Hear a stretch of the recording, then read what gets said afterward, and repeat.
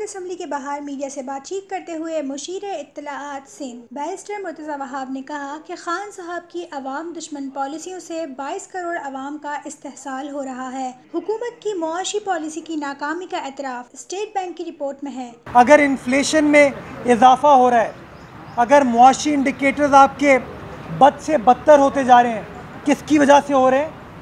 अब कोई मियाँ नवाज शरीफ नहीं है, अब कोई पीपल्स पार्टी की हुकूमत नहीं है, अब तो मदीने की रियासत है, अब तो इमरान खान नियाज़ी साहब हैं जिन्होंने पाकिस्तान की आवाम को बड़े बड़े सुहाने ख्वाब दिखाए थे कि मैं आऊँगा और आपके तमाम मसाइल को मैं हल कर दूँगा।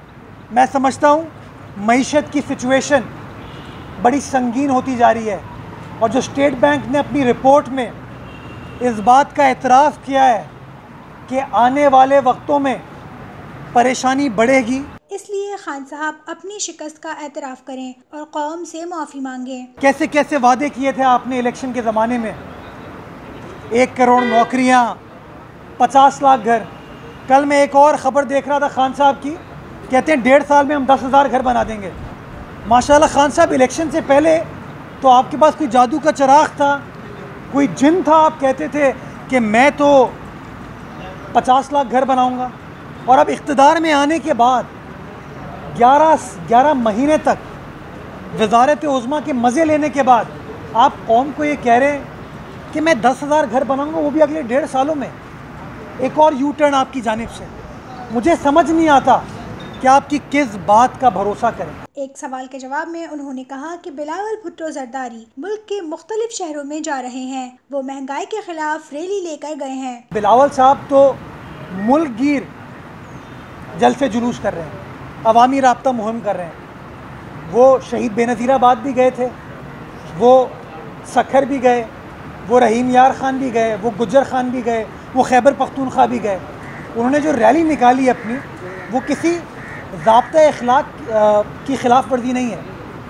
वो जो रैली थी उनकी, वो घोटकी के बाई इलेक्शन के बारे में नहीं थी, वो इस मौजूदा हुक्मरानों की, मौजूदा हुकूमत की अवाम दुश्मन ये जो PTI IMF बजट है, इसके ख़िलाफ़ जो वो मुहिम चला रहे हैं, उसके सिलसिले में थी। ट्रेन हादसात में अमवात पर शेख रशीद का ज़मीर मलामत नहीं करता। शेख रशीद के ऐसे ज़मीर के बारे में कुछ नहीं कह सकता।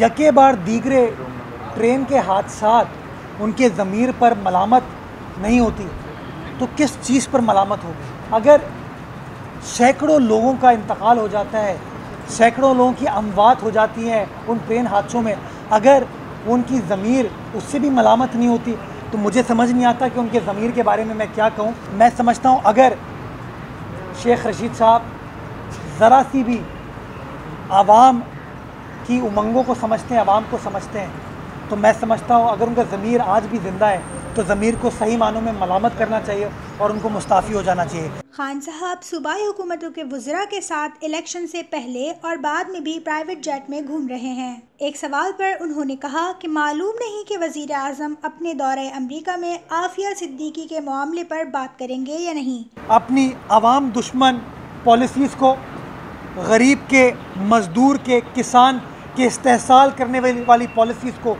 तर्क करके, फौरी तौर पर तर्क करके कोई रिलीफ पाकिस्तान की 22 करोड़ आवाम को प्रोवाइड करनी चाहिए। वरना खान साहब यही कराची, यही घोटकी, यही सखर, यही रहीम यार ख़ान, यही लाहौर, पेशावर, क्वेटा की सड़कें होंगी और आपके पीछे आवाम खड़ी नहीं होगी। अब आवाम आपके ख़िलाफ़ बात करेगी।